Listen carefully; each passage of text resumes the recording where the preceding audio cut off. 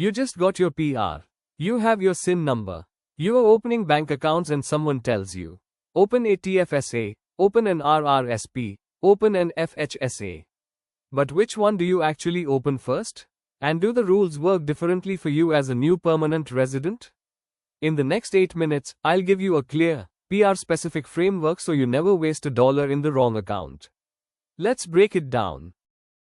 Here's the first thing you need to know that almost no generic finance video will tell you. As a new permanent resident, the rules for these accounts are not the same as for someone born in Canada. For the TFSA, your contribution room only starts accumulating from the year you became a Canadian tax resident and received your SIN, not from age 18 like everyone else. So if you landed in Canada in 2023, your total TFSA room is only for 2023 and onwards. You do not get the full $109,000 that eligible Canadians have been building since 2009.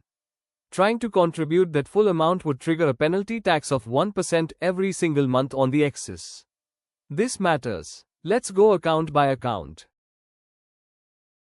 The TFSA, the tax-free savings account. For 2026, the annual contribution limit is $7,000. As a new PR, your total room depends on how many years you've been a Canadian tax resident. If you arrived in 2023, your total room right now in 2026 is $21,000, 3 years at $7,000 each. Your contributions go in with after-tax dollars, no deduction, but everything that grows inside the account is completely tax-free. And when you withdraw, whether it's $1,000 or $100,000, you pay zero tax. None. Plus, the amount you withdraw gets added back to your contribution room the following January 1st. This is the most flexible wealth building account Canada has ever created. It should almost always be your first priority as a new PR. The trap I see new PRs fall into most often. They hear that lifetime TFSA room is $109,000 and contribute a large amount, maybe savings they brought from abroad, and then CRA charges them 1% on the excess. It adds up fast. The fix is simple. Log into CRA My Account at canada.ca, check your exact TFSA room, and contribute only up to that number. If you arrived in 2022, your room in 2026 is $28,000. Not $109,000. Always verify before you contribute. The RRSP, Registered Retirement Savings Plan. Your contribution room is 18% of your previous year's earned income, up to a maximum of $33,810 for 2026. Every dollar you put in reduces your taxable income right now, so if you're in a 40% tax bracket, a $10,000 RRSP contribution saves you $4,000 in taxes today. The growth inside is tax deferred until you withdraw in retirement. Here's the critical PR-specific rule. You cannot contribute to an RRSP in your very first year in Canada because your room is based on income from your previous tax return, which you haven't filed yet.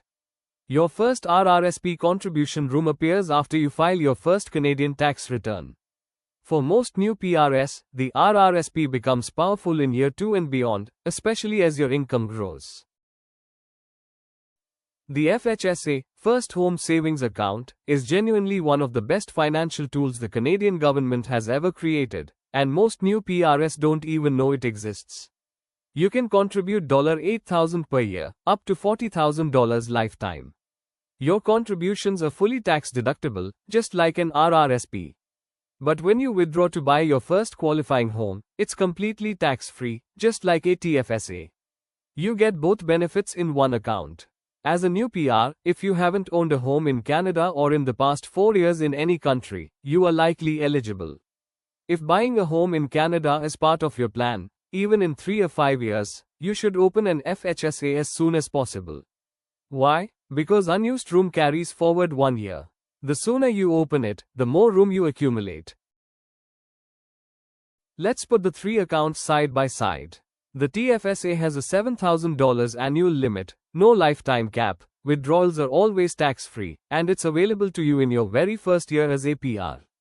The RRSP has a limit of 18% of your previous year's income up to $33,810. Contributions reduce your taxes now, but withdrawals in retirement are taxed as income, and you can't contribute in year 1. The FHSA has an $8,000 annual limit, a $40,000 lifetime max, contributions are deductible, and the withdrawal for a first home is tax-free. It's also available in year 1. Looking at this table, the priority order for most new PRs becomes very clear.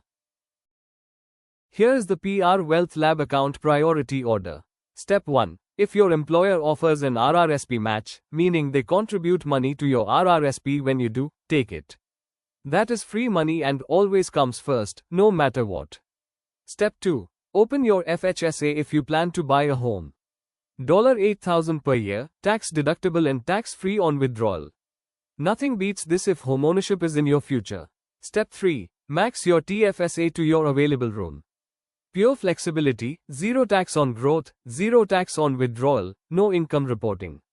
Step 4. Once your income has grown and you're in a higher tax bracket, the RRSP deduction becomes very powerful, typically from year 2 onwards.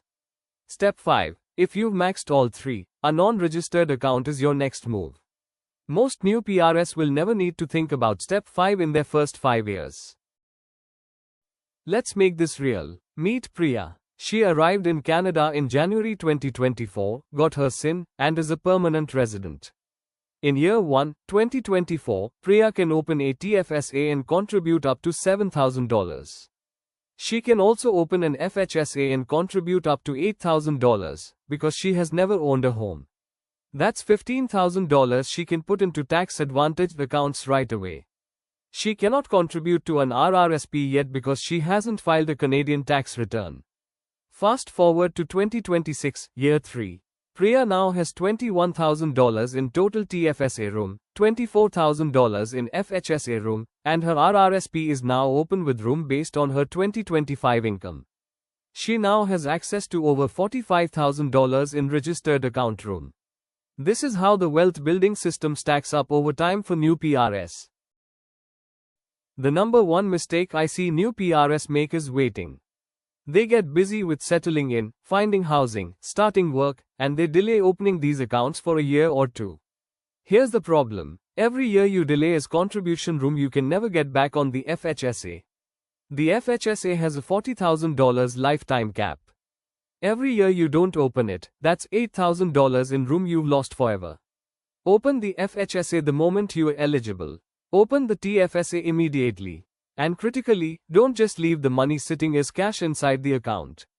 Put it to work. Invest it in low-cost index ETFs like XEQT or VEQT.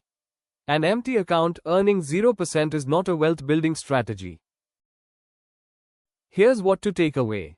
Your TFSA room as a new PR starts from your arrival year, not from age 18. You can't contribute to an RRSP in year 1. The FHSA gives you both a tax deduction and tax-free growth. Open it on day 1 if homeownership is in your plan. The priority order is employer match first, then FHSA, then TFSA, then RRSP. And always verify your room on CRMI account before you put a single dollar in any account. This is the foundation of your first $100,000 in Canada. If you are a new PR in Canada and this gave you clarity on where to put your money first, hit that like button and subscribe to PR Wealth Lab. Every week we break down the Canadian wealth building system specifically for permanent residents. Comment below, which year did you arrive in Canada? I'll tell you exactly how much TFSA and FHSA room you have right now.